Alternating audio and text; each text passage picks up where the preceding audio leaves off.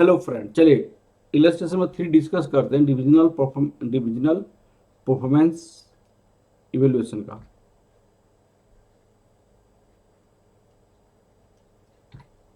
देखिए इसमें क्वेश्चन है, एक डिवीजन ए है, एक डिवीजन बी है।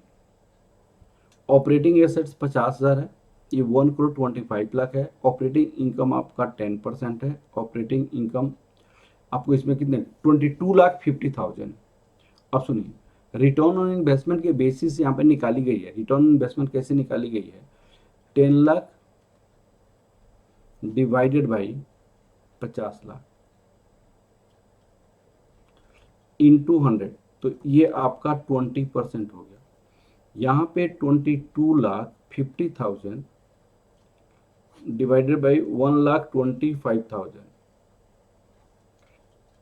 इंटू 100, तो यहाँ कितना हो जाएगा? 22,50,000 डिवाइड 1,25,000, ये 18% हो गया। अब प्लीज समझिएगा, अगर डिसीजन हमें रिटर्न ऑन इन्वेस्टमेंट के बेसिस पे लेना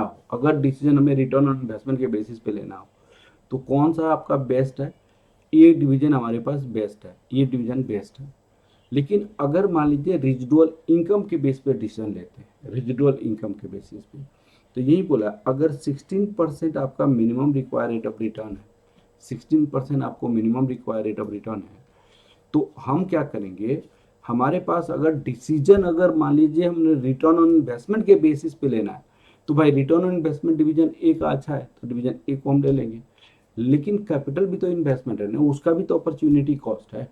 तो उस अपॉर्चुनिटी कॉस्ट को इवैल्यूएशन करने के लिए हमें आपका रेजिडुअल इनकम निकालना पड़ेगा, अपॉर्चुनिटी कॉस्ट जो है उसको काट के निकालना पड़ेगा।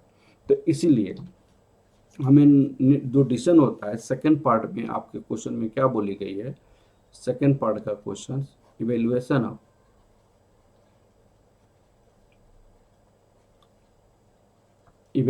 Of residual income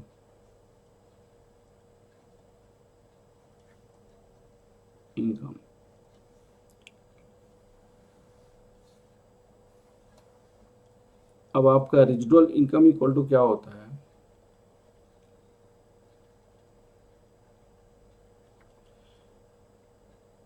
operating income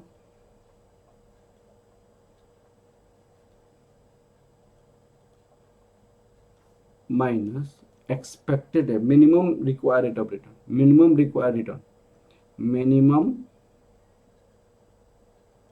return on investment,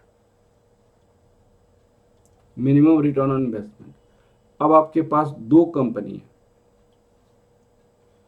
एक कंपनी ये हो जाता है, तो ऑपरेटिंग इनकम कितनी है इसमें? 10 लाख है, रुपीज 10 लाख है। मिनिमम आपका कैपिटल कितनी है? 50 लाख। उस पर आपको 16% minimum require rate of return है।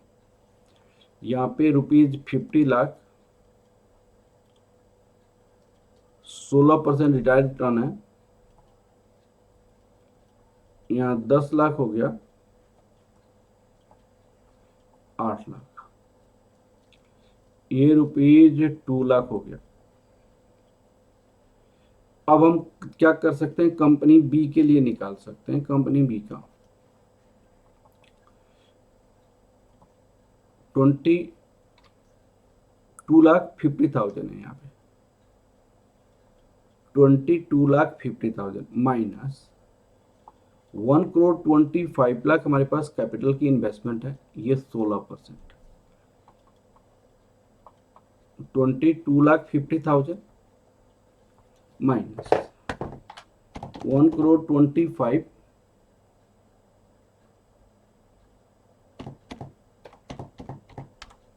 यहाँ पे 20 लाख।